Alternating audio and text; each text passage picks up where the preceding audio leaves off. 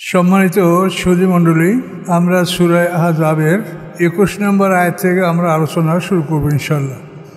আউযু বিল্লাহি মিনাশ শাইতানির রাজীম। বিসমিল্লাহির রহমানির রহিম। লাকাদ কানা লাকুম ফি রাসূলিল্লাহি উসওয়াতুন হাসানাতুন লিমান কানা ইয়ারজুল্লাহ ওয়াল ইয়াউমাল আখিরা ওয়া যাকারাল্লাহ কাসীরা। আল্লাহ বলেন, নিশ্চয়ই তোমাদের জন্য রয়েছে আল্লাহর রাসূলের মধ্যে উত্তম জীবন বিধান, উত্তম আদর্শ, উসওয়াতুন হাসানা। এই উসওয়াতুন হাসানা, রাসূল আমাদের জন্য উত্তম আদর্শ। এটা কার জন্য? লিমান কানা ইয়ারজুল্লাহ, তার জন্য যে আশা করে আল্লাহকে এবং পরকালকে, যে আল্লাহ এবং পরকালকে কামনা করে, তার জন্য আল্লাহর রাসূল উত্তম আদর্শ। যাকারাল্লাহ কাসীরা, এবং যারা আল্লাহকে অধিক পরিমাণে স্মরণ করে তাদের জন্য। আমাদের উত্তম আদর্শ হলো রাসূল সাল্লাল্লাহু আলাইহি ওয়াসাল্লাম। তিনি আমাদের মতো মানুষ ছিলেন, কিন্তু তিনি রাসূল। আমরা যেরকম পানাহার করি, তিনি সেরকম পানাহার করতেন। দাম্পত্য জীবন, সংসার জীবন, ছেলে মেয়ে, পোশাক পায়খানা, ঘুম নিদ্রা সবই আমাদের মতো, কিন্তু তিনি আল্লাহর রাসূল। তার কাছে ওহী আসে, আমাদের কাছে ওহী আসে না, তিনি রাসূল। তাহলে আমরা আমাদের জীবনে যতগুলি কাজ করতে চাই, প্রত্যেকটা কাজে আমরা আল্লাহর রাসূলকে অনুসরণ করব, এটা নিয়ম। তাতে আপনি ব্যক্তিগত জীবন, পারিবারিক জীবন, তারপরে আপনার সামাজিক জীবন, রাষ্ট্রীয় জীবন, আন্তর্জাতিক জীবন, সকল ক্ষেত্রে রাসূল সাল্লাল্লাহু আলাইহি ওয়াসাল্লাম আমাদের জন্য উত্তম আদর্শ। এই আয়াতে আল্লাহ তাআলা এটা পরিষ্কার করে আমাদেরকে বলে দিয়েছেন। আল্লাহ রাসূল দেশ বিদেশে চিঠি দিয়েছেন, দাওয়াত দিয়েছেন। আন্তর্জাতিক রিলেশনশিপটা কী হবে সেটা আল্লাহ রাসূলের জীবনেও ছিল। তিনি রাষ্ট্রপ্রধান ছিলেন, রাষ্ট্র পরিচালনা করেছেন। তিনি শ্রেষ্ঠ সেনাপতি ছিলেন, তিনি যুদ্ধ পরিচালনা করেছেন। কাজে রাসূলের জীবন থেকে আপনি সব কিছু পাবেন, কোনো কিছুই তার জীবনে অনুপস্থিত নেই। তাই আল্লাহ বলছেন যে রাসূল হচ্ছে তোমাদের জন্য উত্তম আদর্শ, যে আল্লাহকে কামনা করে, অর্থাৎ আল্লাহর সন্তুষ্টি কামনা করে, পরকালের আশা করে, এবং যারা আল্লাহকে অধিক পরিমাণে স্মরণ করে তাদের জন্য আল্লাহর রাসূল উত্তম আদর্শ। এটা আল্লাহ বলেছেন কোরআনে। ওয়ালাম্মা রাআল মুমিনুনা আল আহজাবা, অথবা যখন দেখলো মোমেনরা সম্মিলিত বাহিনী, যে ওরা আবু সুফিয়ানের নেতৃত্বে, ওরা কুরাইশরা, তারপরে ওখানে বনি কেনানা, অন্যান্য কুরাইশ গোত্ররা সব উহুদ পাহাড়ের পশ্চিম প্রান্তে সমবেত হয়েছে। আর এদিকে আসাদ, গোতপান, আশজা, এরা উহুদ পাহাড়ের পূর্ব দিকে এসে অবস্থান নিয়েছে, 20,000 লোক। এই হলো আহজাব। তো আল্লাহ বলেন, ওয়ালাম্মা রাআল মুমিনুনা আল আহজাবা, অতঃপর যখন মোমেনরা এই সম্মিলিত বাহিনী দেখতে পেল, ক্বালু, তখন তারা বলল, হাযা মা ওয়া'দানাল্লাহু ওয়া রাসূলুহু, ইহা তো উহাই যে আমাদের সাথে আল্লাহ এবং তার রাসূল ওয়াদা করেছেন। তারা ঘাবড়ালেন না, ভয় পেলেন না। তারা বললেন, ইহা তো উহাই যে আল্লাহ এবং তার রাসূল আমাদের সাথে ওয়াদা করেছেন। ওয়াসাদাকাল্লাহু ওয়া রাসূলুহু, এবং আল্লাহ সত্য বলেছেন, তার রাসূলও সত্য বলেছেন। আমা যাদাহুম ইল্লা ঈমানা ওয়া তাসলিমা, বাড়ালো না তাদেরকে আর কিছু বিশ্বাস এবং আত্মসমর্পণ ছাড়া।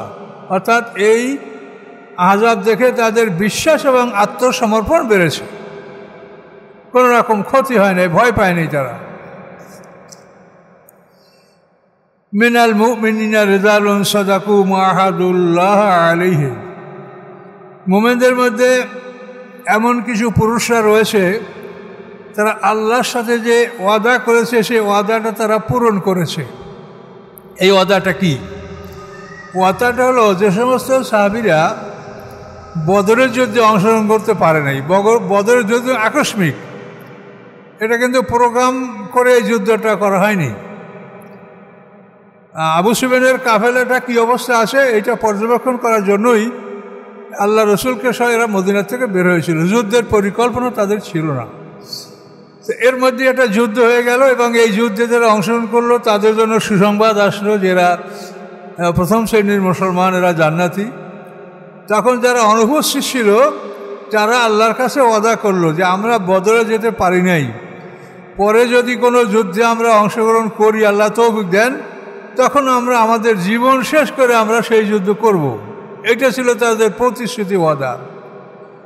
আল্লাহ বলেন মিনাল মুমিনিনা রিজালুন, মুমিনদের মধ্যে এমন অনেক পুরুষ রয়েছে, সাদাকু মা আহাদুল্লাহ আলাইহি, যে আল্লাহর সাথে তারা যে প্রতিশ্রুতি দিয়েছিল এই প্রতিশ্রুতিটা তারা বাস্তবায়িত করেছে, এটা আল্লাহ বলেন। অর্থাৎ তারা উহুদের যুদ্ধে, বদরের যুদ্ধের পরপরই উহুদের যুদ্ধ, এই যুদ্ধে অংশগ্রহণ করে তারা জীবন উৎসর্গ করেছেন, শাহাদাত বরণ করেছেন। এটা আল্লাহর সাথে ওয়াদা তারা পূরণ করেছেন। এখানে এই আয়াতের তাফসিরে অনেক সুন্দর সুন্দর কথা আছে। আনাস ইবনে নজর একজন সাহাবী, সে হলেন হযরত আনাস রাদিয়াল্লাহু তাআলার চাচা।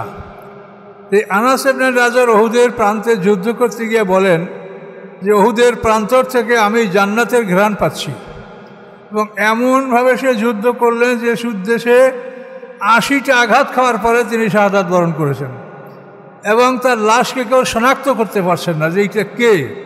শেষ পর্যন্ত তার এক বোন তার আঙ্গুল দেখে শনাক্ত করছে যে এটা আমার ভাই। ৮০টা আঘাত খাওয়ার পরে সে শাহাদাত বরণ করেছে।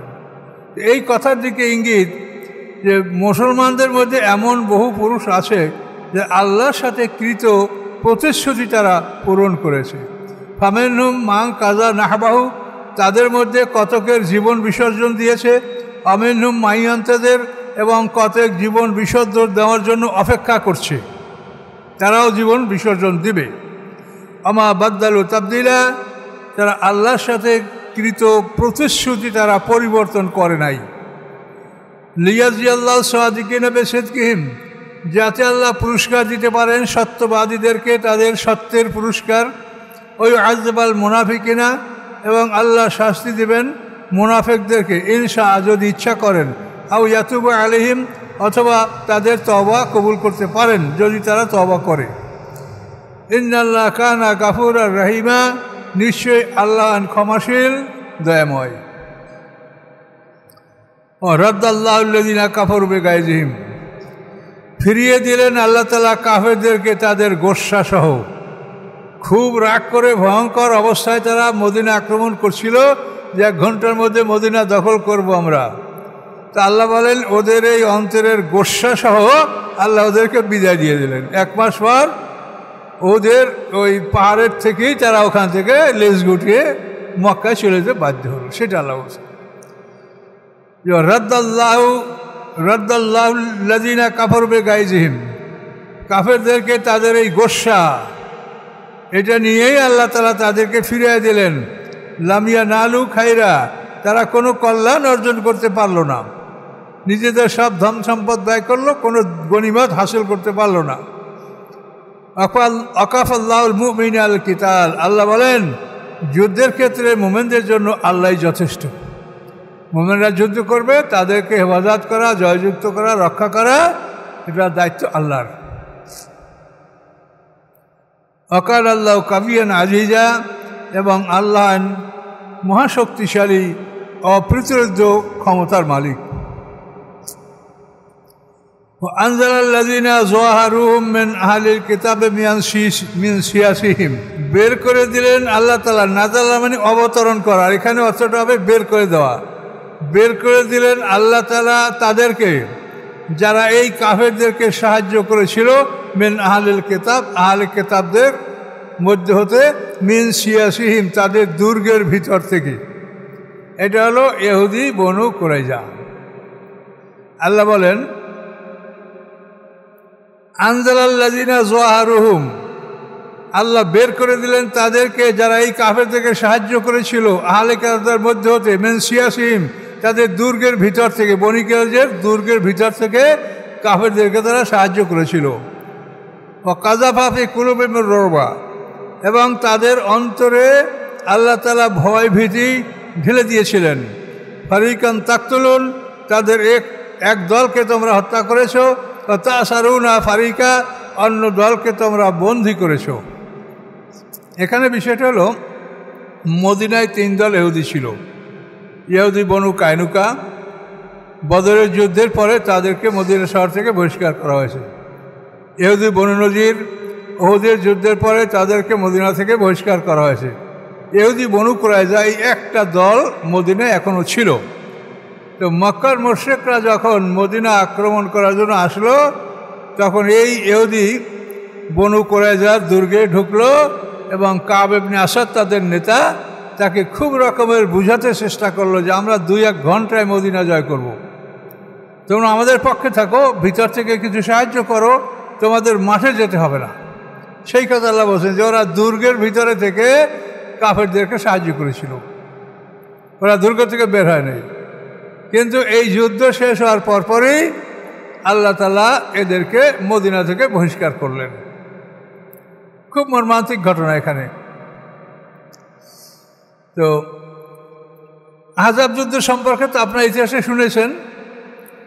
এই আহজাব যুদ্ধ শেষ হওয়ার পরপরই ওরা যখন সব ওই উহুদ প্রান্তর থেকে সবাই মক্কা পালিয়ে গেল, আল্লাহ রাসূল তার গুপ্তচরদাররা খবর নিয়েছিলেন তো আগেই। তো ওরা চলে যাওয়ার পরে আল্লাহ রাসূলও এই প্রান্তর থেকে, উহুদ প্রান্তর থেকে, খন্দকের কিনারা থেকে তিনি মদিনা শহরে সাহাবায়ে কেরামদেরকে নিয়ে ফিরে আসলেন। তো ফিরে আসার পরে জোহরের রক্ত হয়েছে। আল্লাহ রাসূল উম্মুল মুমিনিন জয়নব বেতে জাহাজের গিয়েছিলেন, তিনি মাথা ধৌত করতেছিলেন। এমন সময় জিবরিল আমিন ঘোড়ায় সওয়ার হয়ে আল্লাহ রাসূলের কাছে হাজির। মাথায় পাগড়ি, সে সুন্দর এক মানুষ, তো কিন্তু তার ঘোড়ার মাথায় এবং নিজের চেহারায় ধুলোবালি। আল্লাহ রাসূল হাত দ্বারা ধুলোবালি মুছতেছিলেন। তো জিবরিল আমিন এই ঘোড়ায় চড়ে আসি বলেন, ইয়া রাসূলুল্লাহ, আসমানের ফেরেশতা 40 দিন যাবৎ যুদ্ধের পোশাক পরে রেডি হয়ে আছে, তারা এখনও পোশাক খোলে নাই, কিন্তু আপনি কেন পোশাক খুললেন? আল্লাহ তাআলা এখনই আদেশ দিয়েছেন যে আপনারা বনি কুরাইজায় চলে যাবেন, ইহুদি বনু কুরাইজা। এটা এই অঞ্চলটা ছিল মদিনা থেকে দক্ষিণ পূর্ব অঞ্চলে, এলাকাটার নাম হলো জহরা। এই জহরা অঞ্চলে এই 3 দল ইহুদির দুর্গ ছিল। তো জিবরিল এসে একথা বললেন, ইয়া রাসূলুল্লাহ, আপনি সাহাবীদেরকে বলেন যে তারা আসরের নামাজ বনু কুরাইজায় গিয়ে পড়বে। আল্লাহ রাসূল সাথে সাথে ঘোষণা দিয়ে দিলেন। হযরত আলী রাদিয়াল্লাহু তাআলার কাছে যুদ্ধের ঝান্ডা দিয়ে দিলেন এবং বললেন যে এদেরকে সমবেত করো এবং সবাইকে জানিয়ে দাও যে আসরের নামাজ হবে ইহুদি বনু কুরাইজায়। এখন এই ঘোষণা শোনার পরে তারা বনু কুরাইজা দিকে রওনা করলেন এবং আসরের রক্ত পার হয়ে গেল। তারা পুষতে পারে নাই, কারো মাগরিব, কারো এশা। এই এশার সময় পর্যন্ত তারা সবাই ওখানে শেষ পর্যন্ত উপনীত হলো। এশার নামাজের সময় তারা আসর, মাগরিব, ঈশা একসাথে পড়লেন, কিন্তু আল্লাহ রাসূল কাউকে দোষারোপ করেন নাই, তোমরা যা করছো ঠিকই করছো, যে তোমাদেরকে আমি বলেছি যে বনু কুরাইজা না গিয়ে তোমরা আসর পড়বে না, তো আসর তোমরা পড়ো নাই, কোনো অসুবিধা নেই। ওখানে যেয়ে তারা সবাই কাজা করছে। সুর নামক স্থানে আল্লাহ রাসূল যাত্রার বিরতি করেছিলেন। তো যাত্রা বিরতি করে আল্লাহ রাসূল বলেন, তোমরা কেউ কিছু দেখেছ? তো সাহাবীরা বলে, আমরা দাহিয়াতুল কালবিকে দেখেছি, একটা ঘোড়ায় সওয়ার হওয়া। তা আল্লাহ রাসূল বলেন, উনি জিবরিল, উনি দাহিয়াতুল কলবি নয়, উনি আমাদের সাথে যাবে।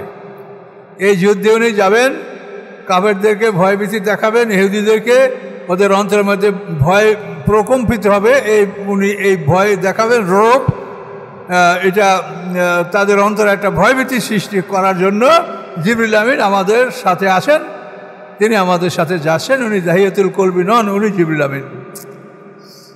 তো হযরত আলী রাদিয়াল্লাহু তাআলা আগেই দুর্গের কাছে পৌঁছে গেলেন, যে শোনেন যে ইহুদিরা আল্লাহ রাসূলকে খুব খারাপ ভাষায় গালিগালাজ করছে।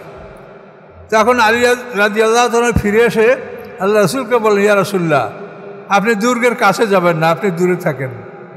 আমি তাদের থেকে এমন কিছু শুনেছি যে এটা আপনি শুনলে কষ্ট পাবেন, কাজে এই জন্য আমি আপনাকে বলার জন্য এসেছি। তখন আল্লাহ রসুল বলেন যে ওরা আমাকে দেখলে কিছু বলবে না, তুমি ভয় করো না। আল্লাহ রসুল সেখানে চলে গেলেন। চলে যাওয়ার পরে তারা এই দুর্গের মধ্যে, ইহুদি বনু কুরাইজা সুরক্ষিত দুর্গ, এই দুর্গের মধ্যে তারা আসে। আল্লাহ রসুল এই দুর্গ অবরোধ করলেন। 25 দিন পর্যন্ত অবরোধ চলতে থাকলো। এই 25 দিনের মধ্যে ওরা আত্মসমর্পণ করে নাই।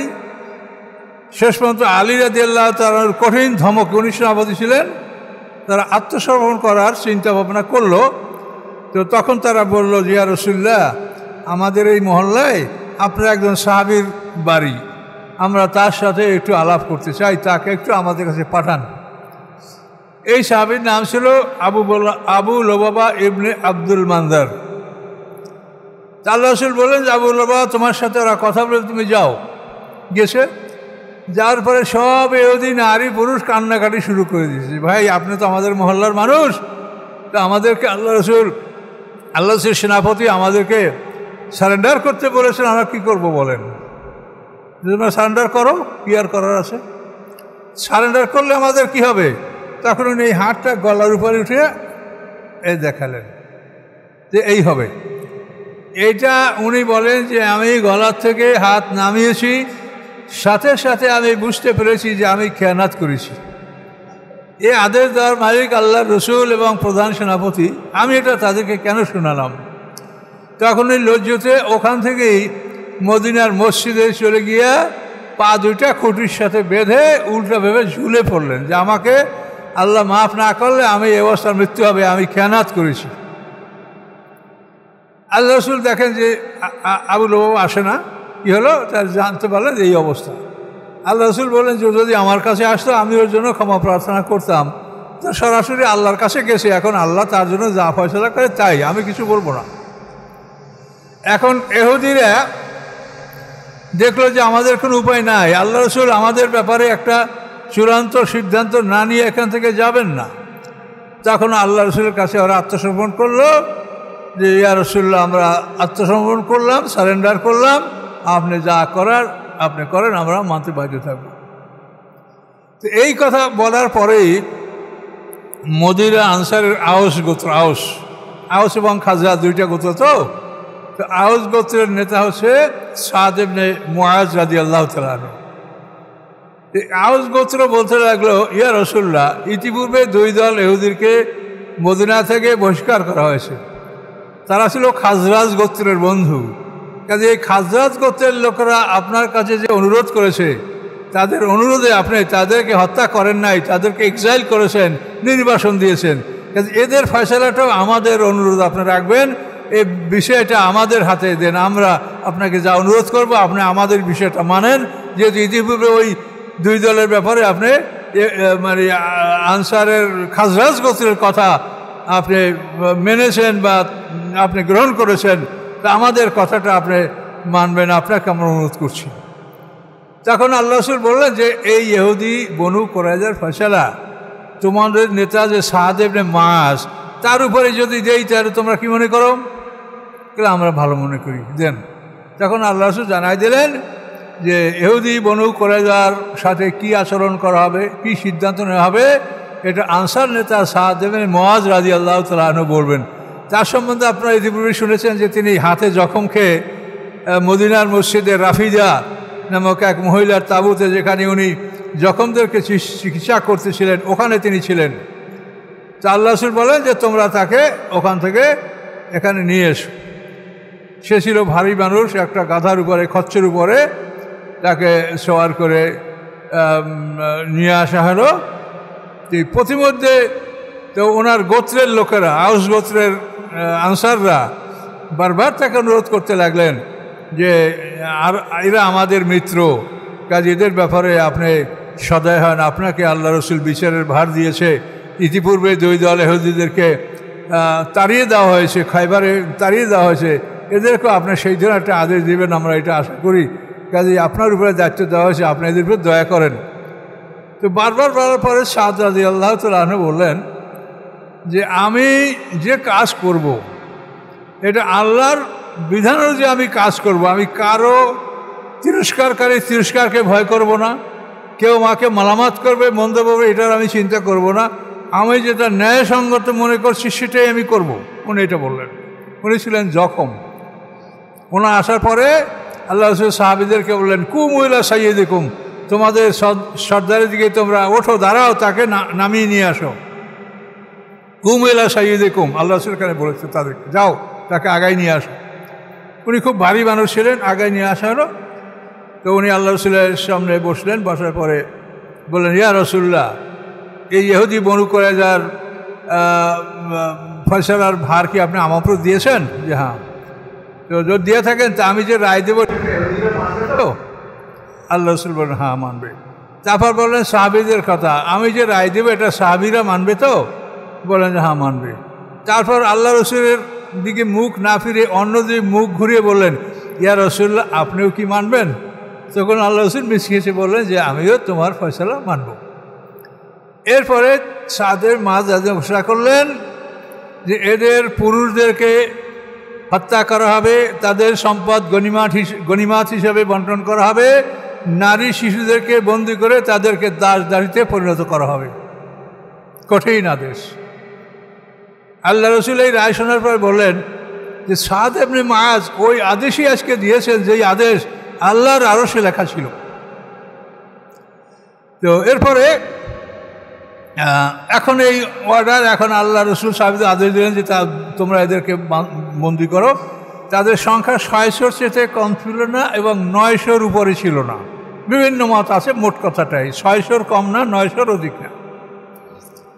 তাদেরকে সাহাবায়ে কেরামরা বন্দী করলেন। বন্দী করার পরে তাদের জন্য মদিনায় একটা খন্দক, বড় একটা গর্ত করা হলো। সেখানে তাদেরকে দলে দলে নিয়ে সেখানে তাদেরকে হত্যা করা হচ্ছিল। হযরত আলী রাদিয়াল্লাহু তাআলা আনহু, মিকদাদ রাদিয়াল্লাহু, যাদেরকে আল্লাহ আদেশ দিয়েছেন তারা এই কাজ করেছে। তো ইহুদিদের এই সারেন্ডারের আগে ওদের নেতা কাব ইবনে আসাদ সে ইহুদিকে বলেছিল যে আমি তোমাদের নেতা, আমার কথা কি শুনবে তোমরা? আমি তোমাদেরকে প্রস্তাব দিচ্ছি। ওনার প্রথম প্রস্তাব ছিল যে তোমরা জানো তোমাদের কেতাবে আছে যে মুহাম্মদ সাল্লাল্লাহু আলাইহি ওয়াসাল্লাম সত্য নবী, কাজে আসো আমরা সবাই তার কাছে হাজির হয়ে ইসলাম গ্রহণ করি, আমাদের জান মাল ধন সম্পদ সব আমাদের ঠিক থাকবে। ওরা বলল আমরা কখনোই তাওরাত ত্যাগ করব না, আমরা তাওরাত ছেড়ে কোরআনের দিকে আমরা যাব না, আমরা কোরআনের কাছে আত্মসমর্পণ করব না। দ্বিতীয়বার উনি বললেন যে তাহলে একটা কাজ করি, আমরা আমাদের ছেলে মেয়ে এবং স্ত্রীগণকে হত্যা করে আমরা নিজেরা শুধু পুরুষরা থাকবো, আমরা যুদ্ধ করতে করতে আমরা সব মরে যাব, অথবা যা হবে তাই হবে। ওরা বসে না, এটা কী করে, আমরা সন্তান স্ত্রী নিরাপরাধ, তাদেরকে আমরা কেন খুন করব? এটা সম্ভব না। 3 নাম্বার উনি বললেন যে তাহলে শনিবার দিন যেদিন ওরা জানে যে আমরা যুদ্ধ করি না, ইয়ামুস সাবত, সোমবার দিন, তাহলে ওই দিন আমরা অতর্কিতে মুসলমানদেরকে হামলা করব। ওরা বলে না এটা কি সম্ভব? শনিবারের ইজ্জত নষ্ট আমরা করব? এই শনিবারের ইজ্জত দ্বারা নষ্ট করেছে, তারা বানর হয়েছে, শুকর হয়েছে, তা আমরা কি এই শনিবারের খেয়ানাত করব? এটা তো সম্ভব না। তখন কাব ইবনে আসাদ বলেন যে তোমরা জন্মের পর পৃথিবীতে কোনো ভালো কাজের জ্ঞান বুদ্ধি আল্লাহ তোমাদেরকে দেয়নি। শেষ পর্যন্ত সাদ ইবনে মুআজের সিদ্ধান্ত, এদেরকে হত্যার জন্য মদিনায় খন্দক খুঁজে তাদেরকে সেখানে নিয়ে হত্যা করা হচ্ছিল। তো এদের মধ্যে হুয়াইব ইবনে আখতাব, যে আল্লাহ রসুলের স্ত্রী সাফিয়ার পিতা হুয়াইব ইবনে আখতাব, সে এই দুর্গে ছিল। সে তো ইহুদিল মানে খায়বারে সে নির্বাসিত হয়েছিল, বনি নজিরের ইহুদি। তো ও যেহেতু ওয়াদা করছিল যে যুদ্ধে পরাজিত হলে আমরা তোমাদের একটা ফয়সালা না করে পালিয়ে যাব না, সেই চুক্তি অনুসারে হুয়াইব ইবনে আখতাব ওই দুর্গে ছিল। তো হুয়াইব ইবনে আখতাবকে যখন হত্যা করার জন্য নিয়ে যাওয়া হয়, তখন তার গায়ে একটা জামা, সারা জামাটা কাটা কাটা। সবাই বলে যে আপনি এত ধনী পরিবারের লোক, ধনী ইহুদি, আপনি একটা সেরা জামা গায়ে দিয়েছেন কেন, আপনার কি সমস্যা? তখন বলে যে তোমরা এটা বুঝবে না, আমার জামাটা নূতনই ছিল, কিন্তু আমি এটাকে কেটেছি এই জন্য যে আমাকে হত্যা করার পরে মুসলমানরা যেন আমার জামা দ্বারা উপকৃত হইতে না পারে, এই জন্য এটাকে কেটে রেখেছি। ইহুদি মনোভাব। এই ইহুদিদের মধ্যে আরেকটা ঘটনা ঘটছিল। সাবেত ইবনে কায়েস নামে একজন সাহাবী, ওনাকে বুয়াসের যুদ্ধের সময় জাবের ইবনে বাতাল নামক এক ইহুদি উপকার করেছিলেন। জাবের ইবনে বাতাল নামক ইহুদি সাবেত ইবনে কায়েসকে বন্দী করছিলেন, কিন্তু হত্যা না করে তার চেহারায় জখম করে তাকে মুক্ত করে দিয়েছিল। সাহাবীর নাম সাবেত ইবনে কায়েস এবং ইহুদির নাম হলো জাবের ইবনে বাতাল। তো এই ইহুদিদের মানে আত্মসমর্পণের ঘটনার পরে সাবেত ইবনে কায়েস ওই ইহুদির কাছে গেছে, যে বল তুমি আমাকে চিনতে পারছো? তখন সে বলে, তোমাকে চিনবো না এমন কোনো ব্যাপার হতে পারে? অবশ্যই তোমাকে চিনছি। তখন সাবেত ইবনে কায়েস সাহাবী বলেন, তোমার একটা অনুগ্রহ আমার উপরে আছে, তুমি আমাকে হত্যা করতে পারতে কিন্তু করো নাই, আমাকে মুক্ত করেছো, আজকে আমি তোমাকে উপকার করবো, বলো তুমি কি চাও? তো বলে, আমার কি উপকার তুমি করতে পারবে, তুমিই চেষ্টা করো। তখন এই সাবেত ইবনে কায়েস সাহাবী রাসূলের কাছে গেলেন, যে বলেন, ইয়া রাসূলুল্লাহ, এই ইহুদি আমাকে উপকার করছে, তার উপকারের প্রতিদান আমি দিতে চাই, তার জীবন আমাকে আপনি হস্তান্তর করেন, জীবনের দায়িত্ব আমাকে দেন। তা দিলাম। তা আল্লাহ রাসূলের কাছ থেকে তার জীবনের দায়িত্ব, তাকে মারা হবে না, মুক্তি দেওয়া হবে। সে বলে, আল্লাহ রাসূলের কাছ থেকে আমি পারমিশন নিয়ে আসি, তোমার জীবন খালাস, তোমাকে মারা হবে না। তখন বলে যে আমাকে মারা হবে না, ভালো কথা, কিন্তু আমার ধন সম্পদ ছেলে মেয়ে তা কি আমাকে দেওয়া হবে? তা তো আমাকে কিছু দেওয়া হবে না, তা আমি শুধু বাইসে কী করবো? তখন ওই সাবেত ইবনে কায়েস আবার আল্লাহর কাছে গেলেন, ইয়া রাসূলুল্লাহ, তার ধন সম্পদ সম্পর্কে অনুরোধ করেছে। আল্লাহ রাসূল বলে, যাও তার ধন সম্পদ ফিরিয়ে দাও। আচ্ছা বলেন, ধন সম্পদ ফিরিয়ে দিলাম তোমার এটা।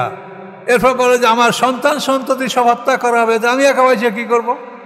আল্লাহর রাসূল সাল্লাল্লাহু আলাইহি ওয়াসাল্লামের কাছ থেকে সাবেত ইবনে কায়েস এটার অনুমতি আনলেন যে তোমার পরিবারের কাউকে হত্যা করা হবে না। এখনও বলে যে আমি তো পেলাম, কিন্তু আমার যে সাথীরা এই হুয়াই ইবনে আখতাব, কাব ইবনে আসাদ, আয়নার মতো উজ্জ্বল চেহারার যে ইহুদি নেতারা ছিল, তারা কোথায়? তাদের সবাইকে হত্যা করা হয়েছে, যে তোমরা আমাকে হত্যা করে দাও, আমি একা বেশে কোনো লাভ নেই। শেষ পর্যন্ত তাকে এই সাবেত ইবনে কায়েস সাহাবী তাকে হত্যা করল। এখন এই ইহুদিদের মনোভাবটা কি সেটা আপনি দেখেন। এই ইহুদি বন্দীদের মধ্যে এক নারীকে আল্লাহ রাসূল দাসী হিসাবে গ্রহণ করেছিলেন, রায়হানা বিনতে আমর সেই মেয়েটার নাম। একে আল্লাহ রাসূল দাসী হিসেবে গ্রহণ করেছিলেন। কিছুকাল সে ইহুদি ছিল, পরে ইসলাম গ্রহণ করেছে। আর এদের মধ্যে থেকে নারীরা তো সব দাসী, কিন্তু এক নারীকে হত্যা করা হয়েছে। সেই নারীর নাম হলো বানানা। এই নারী বন্দী অবস্থায় আয়েশা সিদ্দিকার কাছে ছিল, সবসময় আনন্দ উৎসব করতো, খুব খুশি। আয়েশা সিদ্দিক বলে, তুমি কি জানো না যে তোমার জাতির সব লোক হত্যা করা হচ্ছে, তো তুমি আনন্দ করছো? কারণ আমি জানি যে হত্যা করা হয়েছে, আমাকেও করা হবে, তুমি আনন্দিত কেন? আমি আনন্দিত এই জন্য যে আমাকে হত্যা করা হবে। কেন? আমি একজন মুসলমানকে হত্যা করেছি, জাতার পাট নিক্ষেপ করে আমি একজন সাহাবীকে হত্যা করেছি। সেই সাহাবীর নাম হচ্ছে সুয়াদ ইবনে গাজিয়ার ছেলে, যে ওহুদের বদরের যুদ্ধে সুয়াদ ইবনে গাজিয়া, যে আল্লাহ রাসূলের কাছে কৌশল করে পেটে চুম্বন করছিলেন, এর ছেলে খাল্লাদ ইবনে সুয়াদ, এই সাহাবীর নাম খাল্লাদ ইবনে সুয়াদ। একে আমি জাতার পাট নিক্ষেপ করে হত্যা করেছি, আমি একজন মুসলমান মেরেছি, তার বিনিময়কে মারা হবে, এই জন্য তুমি আনন্দ উপভোগ করছি যে আমাকে কখন মারা হবে, মারা হোক। এই তো ইহুদিদের বৈশিষ্ট্য, কিন্তু আমরা তো ইহুদিদেরকে বন্ধু বানিয়েছি। এই জন্য কোরআন পড়া উচিত, তাহলে জানতে পারবেন যে এরা ওই আজ থেকে হাজার হাজার বছর পূর্বে তাদের আচরণবিধি কী ছিল আর এখন কি, এগুলো আপনাদের জানা উচিত। এবং এদের সাথে বন্ধুত্বের পরিণাম তো আল্লাহ বলেই দিয়েছেন যে এদের সাথে বন্ধুত্ব করলে তারা তাদেরই দলভুক্ত। ফাউলাইকা মিনহুম ওমাইয়া তাআল্লাহু মিনকুম ফাউলাইকা মিনহুম, তোমাদের মধ্যে যে কেউ তাদের সাথে বন্ধুত্ব করবে তারা ওদেরই দলভুক্ত হবে। এভাবে তাদেরকে সবাইকে হত্যা করা হলো। এরপরে এই কার্য সমাধান করার পরে আল্লাহ রাসূল মদিনায় ফিরে আসলেন। ওই যে সাহাবী সাদ ইবনে মুআয রাদিয়াল্লাহু তাআলা আনহু জখম, তো সবাই তাকে দেখার জন্য আসেন উনি এখন কী অবস্থায় আছে। তো আল্লাহ রাসূল ফিরে আসার পরে হঠাৎ করে দেখা গেল যে তার জখম থেকে প্রবল বেগে রক্তক্ষরণ শুরু হয়েছে। এবং এই রক্তক্ষরণে তিনি শাহাদাত বরণ করলেন। তিনি আল্লাহর কাছে দোয়া করেছিলেন, এই জখম লাগার পরে, তীরের আঘাত খাওয়ার পরে উনি আল্লাহর কাছে বলেছিলেন, হে আল্লাহ, যে মোশরিকদের এই আক্রমণ যদি শেষ আক্রমণ হয়, এই আঘাতে আমাকে শাহাদাত দান করেন। আর যদি তাদের আরও আক্রমণ করার সম্ভাবনা থাকে তা আমাকে বাঁচিয়ে রাখেন, আমি আল্লাহ রসুলের পাহারাদারি করব। 3 নম্বর বলেছিলেন যে আল্লাহ, ইহুদি বনু কুরাইজা আমাদের ভিতরে থেকে বিশ্বাসঘাতকতা করলো, তাদের বিচার না দেখে যেন আমার মৃত্যু হয় না। ওদের বিচার তো উনি নিজ হাতে করলেন। আর এই যুদ্ধের পরে কাফেররা আর মুসলমানদের উপরে আক্রমণ করা আর কোনোদিন শক্তি পায়নি। এরপরে মুসলমানরাই যা করার অ্যাগ্রেসিভ অ্যাটাক মুসলমানরা তাদের উপরে করেছে। তো এই অবস্থায় হঠাৎ করে তার রক্তক্ষরণ শুরু হয়ে গেল এবং তিনি শাহাদাত বরণ করলেন, মৃত্যুবরণ করলেন। তার মৃত্যুতে আল্লাহ রসুলের হাদিস আছে যে সাদ ইবনে মুআযের মৃত্যুতে আল্লাহর আরশ কেঁপে উঠেছিল। এমনই একজন গুরুত্বপূর্ণ সাহাবী আয়েশা সিদ্দিকা রাদিয়াল্লাহু তাআলা আনহা বলেন যে আমি আমার হুজরায় ছিলাম, সাদ ইবনে মুআয রাদিয়াল্লাহু তাআলার মৃত্যুর পরে আবু বকর সিদ্দিকের কান্নার আওয়াজ, আমার পিতা উমর ফারুকের কান্নার আওয়াজ, এটা আমি আমার হুজরায় বসে শুনতে পেয়েছিলাম। তাহলে কীভাবে তারা তার জন্য কান্নাকাটি করেছে। তো এভাবেই খন্দকের যুদ্ধের সমাপ্তি হয়েছে। জিলকদ মাসের শেষ ভাগে এই যুদ্ধের সমাপ্তি হয়েছে। 5ম হিজরির শেষ ভাগে জিলকদ জিলহজ, এই তো মাস শেষ। তো এই সময় এই যুদ্ধের সমাপ্তি হয়েছে। এই যুদ্ধের পরে আর কাফেররা কোনোদিন মুসলমানদেরকে আক্রমণ করার সাহস পায় নাই। আল্লাহ রসুল হুদায়বিয়াতে গেছিলেন, সেখানেও সন্ধি হয়েছিল এবং 7ম হিজরিতে আল্লাহ রসুল উমরাতুল কাজা করেছিলেন। তো এই উমরাতুল কাজার পরে আল্লাহ রসুল খায়বারের যুদ্ধ করেছেন। তারপরেই আল্লাহ রসুল মক্কা বিজয়ের জন্য অভিযান পরিচালনা করেছেন এবং 8ম হিজরির 8ই রমজান আল্লাহ রসুল 10,000 সৈন্য নিয়ে মক্কা অভিমুখে তিনি রওনা করেন। তো মক্কা অভিমুখে রওনা করার পূর্বে আল্লাহ রসুল সাহাবায়ে কেরামদের সামনে সূরা ইউসুফ তেলাওয়াত করেছিলেন। সাহাবায়ে কেরামরা কাঁদলেন, ইয়া রাসূলুল্লাহ, আমরা যুদ্ধে যাব, এমন সময় এই সূরাটা আপনি কেন পাঠ করলেন? তো সাহাবীরা বলছেন, ইয়া রাসূলুল্লাহ, আমরা বুঝতে পেরেছি আপনার উদ্দেশ্য কি। আপনি চান যে মক্কায় যারা আমাদের উপরে জুলুম করেছে, অত্যাচার করেছে, আমরা যেন তাদেরকে ক্ষমা করে দিই।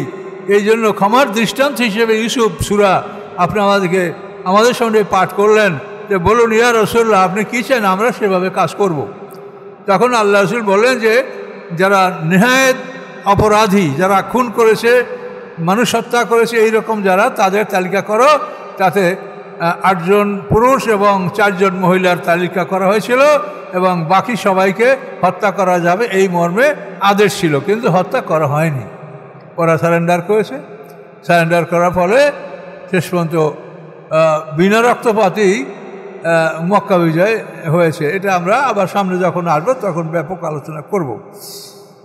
তো এখানে আমাদের কথা আজকে শেষ হচ্ছে ইনশাআল্লাহ। তো আল্লাহ বলেন যে তোমরা তাদের একদলকে হত্যা করেছ, আর যাদেরকে বন্দী করেছে এদেরকে নজদের বাজারে পাঠিয়ে দেওয়া হয়েছিল। এদেরকে বিক্রি করে সেই টাকা দ্বারা ঘোড়া এবং অস্ত্র কেনা হয়েছিল। ও আওরাসাকুম ওয়ারদাম ওয়া দিয়ারাম, আল্লাহ বলেন উত্তরাধিকারী করেছেন তোমাদেরকে তাদের জমিনের, তাদের ঘরবাড়ির, তাদের সম্পদের। ও আরদান, এবং এমন জমিন তোমাদেরকে দান করেছেন নামতাতাউহা, যে জমিনের উপরে তোমরা ঘোড়া পরিচালনা করে, যে জমিনকে তোমরা পদদলিত করো নাই। তখন আল্লাহ আলা কুল্লি শাইইন কাদিরা, নিশ্চয়ই আল্লাহ তাআলা সব কিছুর উপরে ক্ষমতাবান। এখানে আমাদের একটা রুকু আমাদের শেষ হলো। 27 নম্বর আয়াত পর্যন্ত আমরা ইনশাআল্লাহ সামনে অন্য প্রসঙ্গ আসবে ইনশাআল্লাহ। আমরা আল্লাহ বাঁচিয়ে রাখলে আবার সামনে থেকে আমরা আলোচনা ইনশাআল্লাহ করব।